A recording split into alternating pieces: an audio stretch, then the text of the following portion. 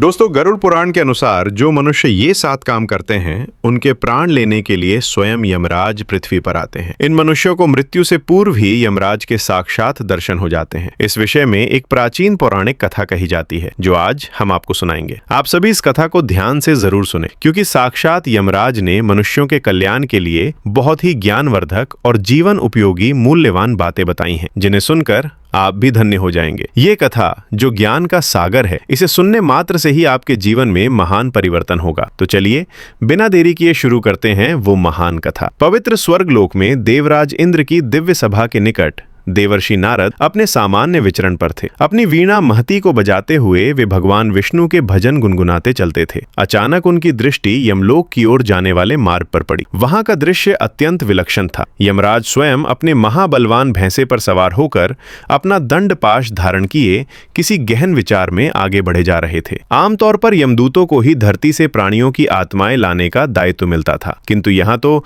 स्वयं धर्मराज चल पड़े थे। देवर्षि नारद ने तुरंत अपनी वीणा को थोड़ा विराम दिया और आश्चर्य से सोचने लगे, क्या कोई ऐसा पुण्यात्मा इस धरती पर है जिसे लाने स्वयं यमराज जा रहे हैं, अथवा कोई घोर पापी ऐसा जन्मा है कि जिसे दंडित करने स्वयं धर्मराज को जाना पड़ रहा है। नारद जी की जिज्ञासा बहुत प्रबल थी। उन्होंने मन ही मन निश्चय किया कि यमराज से पूछे बिना ये रहस्य खुलने वाला नहीं है। अतः वे अपनी दिव्य गति से आगे बढ़े और यमराज के समीप पहुंचकर बोले, हे धर्मराज, मैं आपको प्रणाम करता हूँ। आज इतनी शीघ्रता से आप पृथ्वी लोक की ओर जा रहे हैं। ऐसा कौन सा काम आन पड़ा जो स्वयं महाबली यमराज को जाना पड़ रहा है? मेरे मन में इस रहस्य को जानने की बड़ी इच्छा है। यमराज ने देवर्षि नारद को देखकर अपना भैंसा थोड़ा रोका और सम्मान पूर्वक उत्तर दिया, हे देवर्षि नारद, आपको भी मेरा प्रणाम। आप तो भगवान विष्णु के परम भक्त हैं और संपूर्ण जगत के समाचार जानते हैं। फिर भी जब आपने पूछा है तो मैं बताने का प्रयत्न करता हूँ। आज पृथ्वी लोक पर 7 ऐसे मनुष्यों के प्राण लेने जा रहा हूँ जिनके कर्म इतने विलक्षण हैं कि उनके पास मेरा स्वयं उपस्थित होना आवश्यक है, चाहे वे पापी हों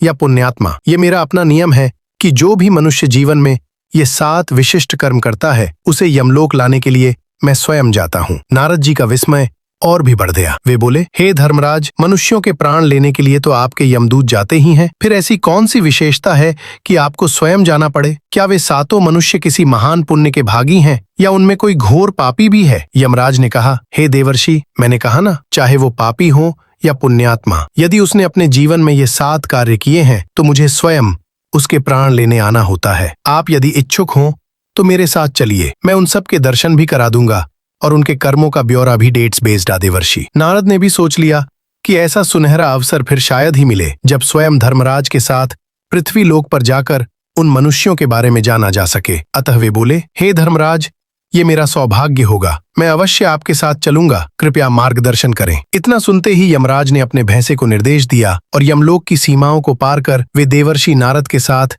आकाश मार्ग से पृथ्वी की ओर प्रस्थान कर गए। उनका पहला गंतव्य था एक घना दुर्गम वन क्षेत्र, जहां एक अत्यंत दरिद्र ब्राह्मण की कुटिया थी। घना वन था जिसका नाम महाक्षय वन बताया जाता था। इस वन का वर्णन अनेक पुराणों में भी मिलता है कि यहाँ आर्षि मुनि कठोर तप करते थे और अनेक आध्यात्मिक साधनाएं संपन्न होती थीं। उसी वन के मध्य एक जर्जर सी कुटिया खड़ी थी, जिसके बाहर एक अत्यंत दरिद्र वृद्ध ब्राह्मण का मृत शरीर पड़ा था। वहां न कोई परिजन था, न कोई मित्र, न कोई पड़ोसी। चारों ओर सन्नाटा था। केवल सूखे पत्तों की सरसराहट और कभी कभी वन पक्षियों का क्रंदन सुनाई देता था। यमराज और देवर्षि नारद वहां पहुंचे। देवर्षि ने उस वृद्ध ब्राह्मण के मृत शरीर को देखा तो उनका हृदय द्रवित हो उठा। उन्होंने यमराज से पूछा, हे धर्मराज, ये कौन है? यहाँ तो इसकी देखभाल के लिए कोई नहीं दिख रहा। इसके परिवारजन कहाँ हैं? यमराज ने उस मृत ब्राह्मण के शरीर के समीप खड़े होकर गंभीर स्वर में उत्तर दिया, हे देवर्षि, इसका नाम सत्यव्रत है। ये अपने समय का अत्यंत विद्वान ब्राह्मण था, किंतु जीवन भर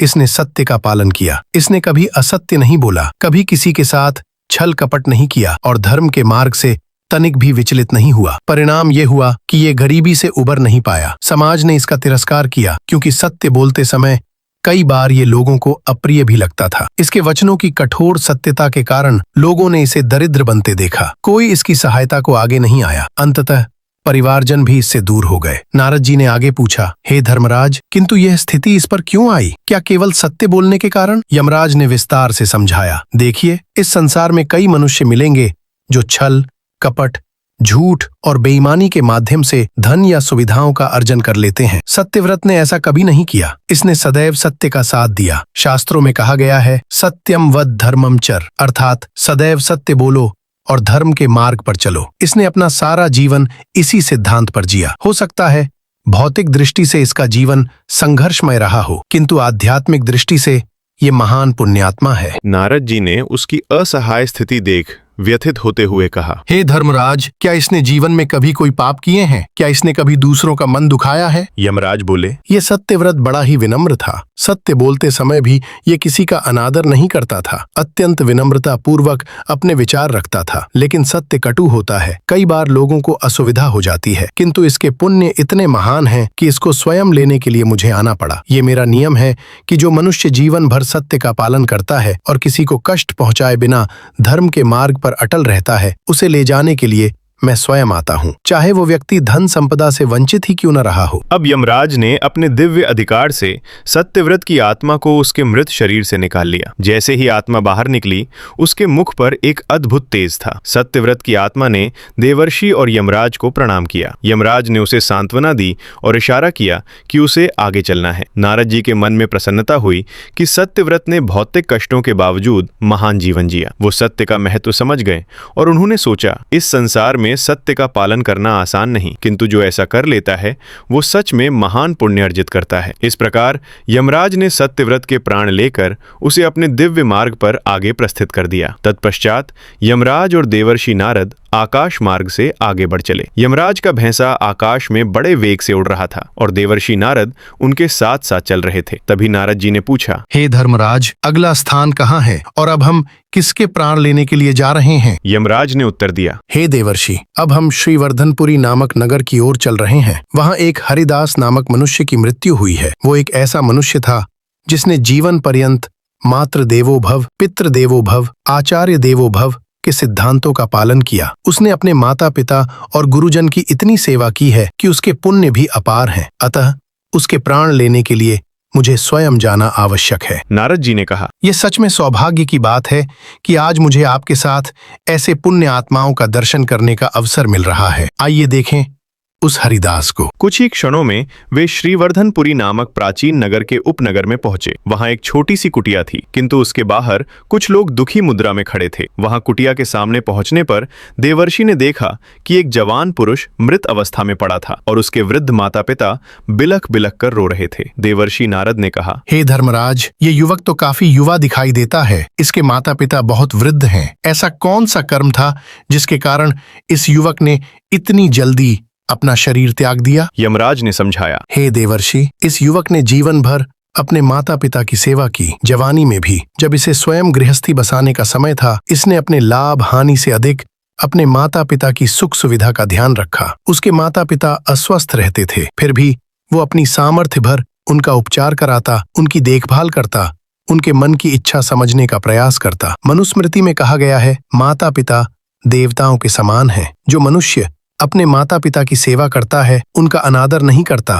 उनके प्रति श्रद्धा रखता है, वो महापुण्य को प्राप्त करता है। नारद जी ने कहा, ये सत्य है। भगवान विष्णु ने भी अनेक अवसरों पर माता पिता की सेवा को ही सबसे बड़ा धर्म कहा है। इस युवक ने पिता की आज्ञा का अनुपालन किया, माता के प्रति समर्पण भाव रखा, तो निश्चय ही इसके पुण्य फल अद्वितीय होंगे। यमराज कहते हैं, ऐसे पुत्र विरले ही होते हैं जो अपनी समस्त इच्छाओं को त्याग कर माता पिता को प्राथमिकता देते हैं। इसने सब कुछ छोड़कर अपने माता पिता की सेवा की। इसके प्राण अब निकल गए हैं, किंतु इसका पुण्य इतना है कि मैं स्वयं इसकी आत्मा को आदर पूर्वक यमलोक तक ले जाना चाहता हूँ। मैं नहीं चाहता कि मेरे दूत इसे ले जाएं। ये भी मेरे उसी नियम के अंतर्गत आता है जिसके तहत मैंने आपको बताया था। तभी यमराज ने अपना दंड हल्का सा उठाया और वो युवा मनुष्य हरिदास की आत्मा उसके शरीर से बाहर आ गई। आत्मा ने भी यमराज को नमन किया और देवर्षि नारद को देखकर हाथ जोड़ लिए। माता पिता को छोड़कर जाने का दुख उसकी आंखों में स्पष्ट दिख रहा था। यमराज ने उसे सांत्वना दी, हे वत्स, तुम्हारा लोक परिवर्तन हुआ है। तुमने माता पिता की जितनी सेवा की है, उसके फल स्वरूप तुम्हें उत्तम गति मिलेगी। चिंता मत करो, तुम्हारे माता पिता के भरण पोषण के लिए परमात्मा कोई न कोई मार्ग अवश्य निकालेंगे। हरिदास की आत्मा ने कृतज्ञ होकर यमराज और नारद जी को प्रणाम किया और दिव्य लोक की ओर प्रस्थित हुई। यमराज के इस न्यायपूर्ण व्यवहार को देखकर देवर्षि नारद ने भी राहत की सांस ली। इस प्रकार उन्होंने दूसरा पुण्यात्मा देखा जिसकी सेवा भावना ने उसे महान बना दिया था। अब यमराज और नारद जी तीसरी आत्मा की खोज में आकाश मार्ग से आगे बढ़ चले। नारद जी ने बीच में फिर प्रश्न किया, हे धर्मराज, अगला गंतव्य कौन सा है? अब किसके प्राण लेने जा रहे हैं आप? क्या वो पापी है या पुण्यवान है? यमराज बोले, हम अब गोवर्धनपुर की ओर चल रहे हैं। वहाँ एक व्यक्ति है, उसका नाम है गोपाल दास। वो गौ सेवा में अपना जीवन लगा चुका है। उसी का अभी अभी देहांत हुआ है। नारद जी ने विस्मित होकर कहा, गोपाल दास नाम से ही प्रतीत हो रहा है कि वो गौ माता से बहुत प्रेम करता होगा। कुछ ही देर बाद वे गोवर्धनपुर के समीप जा पहुंचे। ये नगर प्राचीन काल से गौ सेवा और कृष्ण भक्ति के लिए प्रसिद्ध था। नगर के बाहर की ओर एक छोटा सा गौशाला था जहां कई गायें थी। गौशाला के बाहर ही गोपाल दास का पार्थिव शरीर रखा गया था। उसके आसपास कुछ गौवंश उदास मुद्रा में खड़े थे, मानो उन्हें भी अपने रक्षक के जाने का एहसास हो चुका हो। आसपास के लोग भी थे, परंतु सभी के चेहरे पर शोक की गहरी छाया थी। फिर देवर्षि नारद और यमराज उस स्थान पर पहुंच गए जहां पर गोपाल दास का शव रखा हुआ था। नारद जी ने उस मृत शरीर की ओर देखते हुए पूछा, हे धर्मराज, इस गोपाल दास के विषय में कुछ विस्तार से बताइए। यमराज ने स्पष्ट किया, गोपाल दास ने अपना सारा जीवन गौ सेवा को समर्पित कर दिया। उसने केवल गौ माता ही नहीं बल्कि भूखे पशु पक्षियों को भी दाना पानी दिया। अपने सीमित संसाधनों के बावजूद वो हमेशा कोशिश करता था कि किसी जीव को भूखा न रहना पड़े। शास्त्रों में कहा गया है, गावो विश्वस्य मातरः। इसका अर्थ है गाय विश्व की माता है और गौ माता की सेवा को तो सर्वोच्च पुण्य माना जाता है। इसके अतिरिक्त इसे प्राणी मात्र पर दया का भाव था। यही कारण है कि गौ माता के प्रति प्रेम और दया के इस पुंज व्यक्ति के प्राण लेने भी मुझे स्वयं आना पड़ा। इतना सुनकर नारद जी ने टिप्पणी की, अक्सर लोग अपने स्वार्थ में इतने डूब जाते हैं कि पशुओं की व्यथा समझ ही नहीं पाते, किंतु गोपाल दास ने अपने लिए कमाया या न कमाया हो, पर इन बेजुबान प्राणियों के लिए अपना सर्वस्व अर्पण किया। ऐसा विरले ही होता है। यमराज ने सहमति में अपना सिर हिलाया और तब गोपाल दास के पार्थिव शरीर के पास आए। उनके दंड के हल्के से संकेत पर गोपाल दास की आत्मा निकलकर सामने आ गई। उसके मुख पर एक परम शांति और संतोष का भाव था। जैसे ही उसने यमराज को देखा, उसने हाथ जोड़ लिए और देवर्षि नारद को देखकर भी नमस्कार किया। यमराज बोले, हे गोपाल दास, तुमने गौ माता की सेवा कर अपार पुण्य अर्जित किया है। गौ माता में 33 कोटि देवताओं का वास माना जाता है। तुम्हारी करुणा केवल गौ माता तक सीमित नहीं थी, तुमने सभी जीवों पर दया की, अतः तुम्हारी पुण्य राशि बहुत बड़ी है। गोपाल दास की आत्मा ने विनम्रता से कहा, हे धर्मराज, मैंने जो भी किया वह मात्र एक सेवा थी। भला पशु पक्षियों के प्रति दया रखना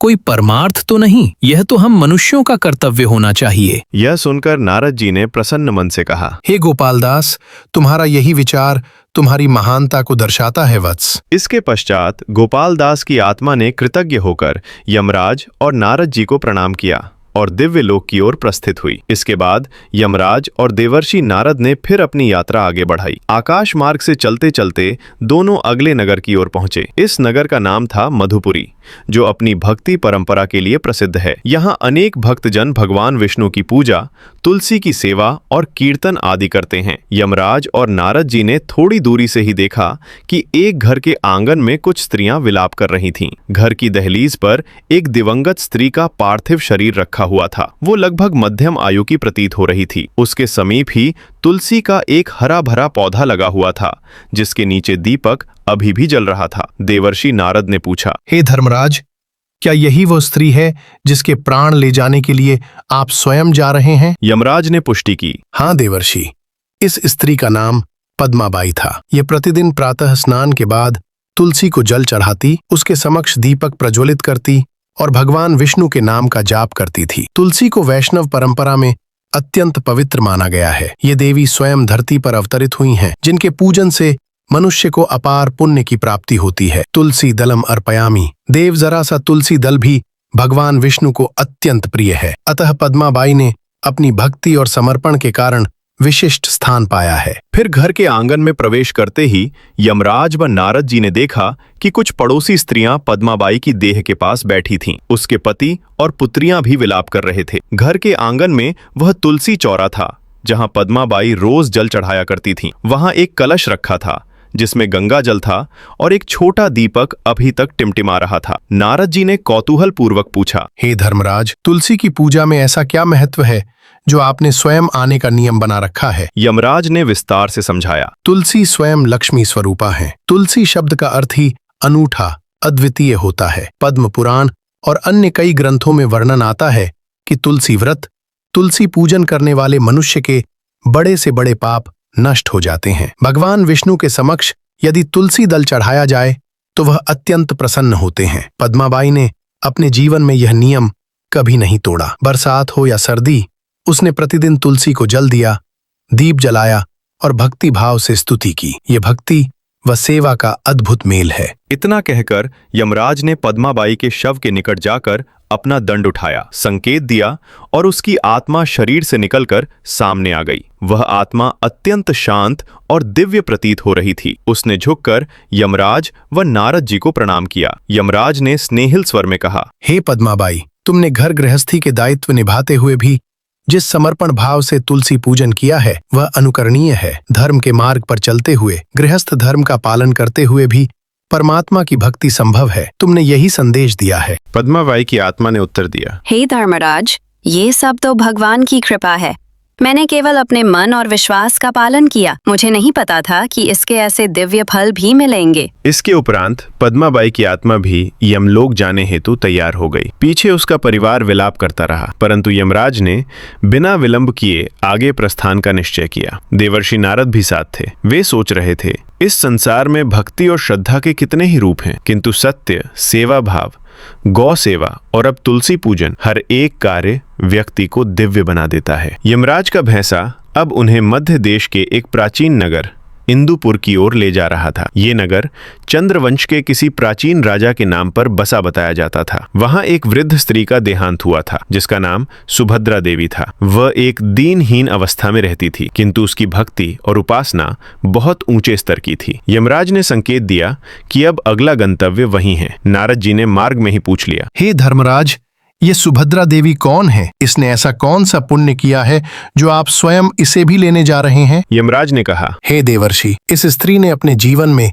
एकादशी का व्रत पूरी निष्ठा से किया है। देवर्षि कहते हैं, हे धर्मराज, आपने बताया कि इस स्त्री ने जीवन भर एकादशी का व्रत किया। क्या एकादशी व्रत का इतना बड़ा महत्व है? यमराज ने कहना आरंभ किया, हे देवर्षि, एकादशी का व्रत भगवान विष्णु को अत्यंत प्रिय है। एकादशी स्वयं हरि का दिन माना जाता है। श्री विष्णु पुराण, पद्म पुराण आदि में एकादशी व्रत की महिमा का विस्तार से वर्णन है। मनुष्य यदि श्रद्धा व नियम पूर्वक एकादशी का व्रत करे तो उसके अनेक जन्मों के पाप कट जाते हैं और उसे भगवान विष्णु की कृपा प्राप्त होती है। सुभद्रा देवी ने युवावस्था से लेकर अपने अंतिम समय तक एकादशी व्रत कभी नहीं छोड़ा, चाहे मौसम कैसा भी हो, चाहे धन की अवस्था हो या न हो। बात करते करते वे इंदुपुर पहुंच गए। शहर के एक कोने में एक पुराना मकान था, जहां सुभद्रा देवी का पार्थिव शरीर रखा हुआ था। वहां कुछ पड़ोसी स्त्रियां और 2-4 परिचित जन एकत्र थे। सुभद्रा देवी के अपने रिश्तेदार शायद इधर उधर बिखरे हुए थे, अधिकतर बाहर के नगरों में थे। अतः अंतिम समय में कोई साथ न था। फिर नारद जी और यमराज उस स्थान पर उपस्थित हुए जहां पर सुभद्रा देवी का शव रखा हुआ था। नारद जी ने उस दिवंगत वृद्धा को देखकर अपनी वीणा को धीमे से बजाते हुए प्रश्न किया, हे धर्मराज, क्या इस वृद्धा का सारा जीवन इसी इंदुपुर नगर में बीता? यमराज ने बताया, हाँ, सुभद्रा देवी यहीं पली बड़ी। इनके पति का देहांत बहुत पहले हो चुका था। उसके बाद इन्होंने अपना अधिकांश समय भक्ति और व्रत उपवास में लगाया। विशेषकर एकादशी के दिन वे सूर्योदय से पहले ही उठती, स्नान करती, मंदिर जाकर भगवान विष्णु के समक्ष दीप प्रज्वलित करती और दिन भर व्रत रखती। रात्रि को एकादशी की कथा या भजन सुनती। प्रायः निर्जल या फलाहार व्रत करती थीं। जो मनुष्य नियम पूर्वक एकादशी करता है उसे भवसागर पार करने में सुगमता मिलती है। वो अपने पापों से मुक्त होता है और अपने चित्त को शुद्ध करता है। फिर यमराज ने दंड उठाकर इशारा किया और उनकी आत्मा शरीर से निकलकर सामने आ गई। उन्होंने दोनों हाथ जोड़कर यमराज व देवर्षि नारद को प्रणाम किया। आत्मा के मुख पर भक्ति का अद्भुत तेज था। यमराज बोले, हे सुभद्रा देवी, तुमने जीवन भर एकादशी का व्रत कर जो भक्ति की है वह अद्वितीय है। तुम्हें अपने पुण्यों का श्रेष्ठ फल प्राप्त होगा। मैं तुम्हें स्वयं विदा देने आया हूँ। इस प्रकार सुभद्रा देवी की आत्मा भी दिव्य गति को प्राप्त हुई। यमराज ने देखा कि नारद जी के मन में इस एकादशी व्रत के प्रति गहरी श्रद्धा पैदा हो रही है। नारद जी मन में सोच रहे थे, भगवान की भक्ति किसी को भी कितना दिव्य बना सकती है। इसके पश्चात यमराज और नारद जी ने सुभद्रा देवी के घर से प्रस्थान किया और आकाश मार्ग पकड़ा। मार्ग में नारद जी ने पूछा, हे धर्मराज, अब हम किस पुण्यात्मा को मिलने जा रहे हैं? यमराज ने कहा, अब हमें प्रभासपुरी जाना है। वहां एक धनवान वैश्य पुरुष का अभी स्वर्गवास हुआ है। वो बहुत उदार हृदय था, अतिथियों की सेवा, अन्नदान, जलदान इत्यादि करता था। उसका नाम है उदारसेन। देवर्षि नारद ने जिज्ञासा व्यक्त की, आपने कहा था कि चाहे पापी हो या पुण्यात्मा, जिनके कर्म विशिष्ट हों, उन्हें लेने आप स्वयं आते हैं। अभी तक हमने उन सबको पुण्यात्मा रूप में ही देखा है, कहीं कोई पापी नहीं मिला। यमराज ने कहा, अभी आगे चलकर सब ज्ञात होगा देवर्षि, पर फिलहाल तो उदारसेन भी एक पुण्यात्मा है। अतिथि देवो भव और अन्नदानम परम दानम, इन दोनों सिद्धांतों का उसने जीवन भर पालन किया। यही कारण है कि उसके पुण्य भी प्रचुर मात्रा में है। दोनों थोड़ी देर में प्रभासपुरी पहुंच गए। वहां उदारसेन का विशाल भवन था, जिसके बाहर एकत्रित जनसमूह शोक मग्न खड़ा था। भवन के बाहर आंगन में उदारसेन का पार्थिव शरीर एक दिव्य शैया पर रखा गया था। परिवार के लोग रो रहे थे। नारद जी और यमराज वहां पहुंचे। भव्य भवन के आलोक में भी उदासी फैली थी। नारद जी ने कहा, हे धर्मराज, ऐसा प्रतीत हो रहा है कि ये व्यक्ति अत्यंत समृद्ध था। यमराज ने पुष्टि की, हाँ, ये अपने नगर का सबसे धनी वैश्य था, परंतु इसने कभी धन का दुरुपयोग नहीं किया। ये सदैव अन्नदान, वस्त्रदान, जलदान, गौदान आदि पुण्य कर्मों में लगा रहता था। इसका घर सतत अतिथियों से भरा रहता था। कोई राहगीर भूखा न रह जाए, ये इसका प्रयास रहता। मनुस्मृति सहित कई धर्मशास्त्रों में कहा गया है कि अतिथि देवो भव, किसी भूखे को भोजन कराना सबसे बड़ा परोपकार है। इसी को अन्नदानम परम दानम कहा गया है। नारद जी ने सराहना की, निश्चित ही बड़ा पुण्यवान होगा ये उदारसेन। धन मिलने पर भी लोग अहंकारी हो जाते हैं, किंतु इसने सेवा मार्ग चुना। यमराज ने सहमति में सिर हिलाया। फिर वे उदारसेन के पार्थिव शरीर के निकट गए और यमदंड के संकेत से उसकी आत्मा बाहर आ गई। आत्मा तेजस्वी थी, परंतु जाने अनजाने उसे अपने परिवार और नगर से विछोह का दुख भी था। यमराज बोले, हे उदारसेन, तुमने धन पाकर भी लोभ नहीं किया, जरूरतमंदों की मदद की, अतिथियों का सत्कार किया, अन्नदान किया। अतः मैं स्वयं तुम्हें विदा देने आया हूँ। तुम्हारे पुण्यों की महिमा अपरंपार है। इतना कहकर यमराज ने उदारसेन को आशीर्वाद दिया और उसकी आत्मा दिव्य लोक के लिए प्रस्थान करने लगी। फिर यमराज और देवर्षि भी उस स्थान से प्रस्थान हुए और आकाश मार्ग की ओर जाने लगे। अब तक देवर्षि नारद और यमराज 6 व्यक्तियों के प्राण ले चुके थे, जिनमें हर एक में कोई न कोई विशिष्ट पुण्य कर्म दिखाई दिया। सत्यव्रत, हरिदास, गोपालदास, पद्माबाई, सुभद्रा देवी और उदारसेन। 7वां कौन है जिसकी आत्मा लेने के लिए यमराज स्वयं जा रहे हैं? यमराज ने स्वयं कहा, हे देवर्षि, आपने पूछा था कि इन 7 में पापी भी हो सकता है, किंतु अब तक तो सब पुण्य आत्माएं ही मिली। चलिए अब हम उस 7वीं आत्मा के पास चलते हैं। वो एक पतिव्रता स्त्री है, नाम है सावित्री। वो विदेह नगरी में रहती है, जो प्राचीन मिथिला का ही एक प्रसिद्ध भाग है। उसका अभी अभी निधन हुआ है। नारद जी ने पूछा, हे धर्मराज, पतिव्रता स्त्री का भी ऐसा महत्व है कि उसके प्राण लेने आप स्वयं आते हैं? यमराज ने स्मित मुस्कान के साथ उत्तर दिया, हे देवर्षि, शास्त्रों में पतिव्रता धर्म को अत्यंत उच्च स्थान दिया गया है। सतयुग से लेकर द्वापर युग तक अनगिनत उदाहरण हैं। सावित्री, सत्यवान, सीताराम, दमयंती, नल आदि। ये पतिव्रता स्त्री अपने पति को परमेश्वर समान मानकर उसकी सेवा करती है, उसके प्रति एकनिष्ठ रहती है, जीवन के सुख दुख में साथ देती है। यही पति के प्रति निष्ठा उसे दिव्य शक्ति देती है। आप कुछ ही क्षण में देखेंगे कि इस सावित्री में कितना तेज होगा। दोनों जल्दी ही विदेह नगरी पहुंचे। वहां एक सामान्य सा मकान था, जिसके सामने सावित्री का मृत शरीर एक शैया पर रखा हुआ था। पास में उसका पति बैठा हुआ विलाप कर रहा था। परिवार के अन्य लोग भी अपनी अपनी भावनाओं में रो रहे थे। पति की आंखें सूज चुकी थीं। उसे समझ नहीं आ रहा था कि वो अपनी धर्म पत्नी के बिना कैसे रहेगा। नारद जी को यह दृश्य बहुत मार्मिक लगा। उन्होंने धीरे से कहा, हे धर्मराज, ये स्त्री तो गृहिणी रही होगी। क्या इसने अपने जीवन में पाप भी किए हैं या केवल पुण्य ही कमाए हैं? यमराज ने उत्तर दिया, हे नारद जी, इस स्त्री ने अपने जीवन में अनेक पाप किए। इसने कभी तुलसी को जल नहीं चढ़ाया। ये ईश्वर को भोग लगाने के स्थान पर अपने पति को ही भोजन कराती थी। ईश्वर की पूजा से पहले पति की पूजा करती थी। किंतु हे देवर्षि, पतिव्रता धर्म अपने आप में महान व्रत है। यदि कोई स्त्री हृदय से अपने पति की सेवा करे उसे परमात्मा का अंश माने, अपनी इंद्रियों को वश में रखते हुए उसका सुख दुख बांटे, तो वह अलौकिक पुण्य की अधिकारी होती है। सावित्री ने अपने पति की आज्ञा का पालन किया, सदा उसका सम्मान किया, कभी कोई शिकायत नहीं की, चाहे गृहस्थी में कितना भी कष्ट क्यों ना आया हो। उसकी निष्ठा अटूट रही, इसीलिए उसने जितने भी पाप किए वे सभी इसके पतिव्रता धर्म के आगे नष्ट हो गए। इतना कहकर यमराज ने सावित्री के शरीर के निकट आकर अपना दंड उठाया। उस क्षण से सावित्री की आत्मा बाहर निकली और उसके मुख पर अद्भुत तेज एवं शांति का मिश्रण था। उसने हाथ जोड़कर यमराज और नारद जी को प्रणाम किया। उसके पास खड़ा पति उसकी देह के समीप ही रोता रहा, जिसे इन दिव्य प्रकटियों का बोध न था। यमराज बोले, हे सावित्री, तुम्हारी पतिव्रता निष्ठा अतुलनीय है। शास्त्रों में कहा गया है कि पतिव्रता स्त्री लोक परलोक दोनों को सुशोभित करती है। तुम्हें भी तुम्हारे पुण्य के अनुरूप परम गति मिलेगी। इस प्रकार सावित्री की आत्मा भी दिव्य मार्ग की ओर प्रस्थित हो गई। उसके पति को नश्वर संसार में उसके बिना जीवन जीना था, परंतु पतिव्रता धर्म की इस महानता को स्वयं यमराज ने मान्य किया। अब सातों व्यक्तियों सत्यव्रत, हरिदास, गोपालदास, पद्माबाई, सुभद्रा देवी, उदारसेन और सावित्री के प्राण लेकर यमराज ने अपना दायित्व पूर्ण किया। सातों आत्माएं अपनी अपनी पुण्य या नियत गति की ओर चली गईं। यमराज ने देवर्षि नारद की ओर देखा और कहा, हे देवर्षि, आपके मन में जो जिज्ञासा थी वो पूर्ण हुई या नहीं? नारद जी ने उत्तर दिया, हे धर्मराज, मैंने आज बड़े गूढ़ रहस्य देखे। आप प्रायः यमदूतों को भेजते हैं, किंतु आज आपने स्वयं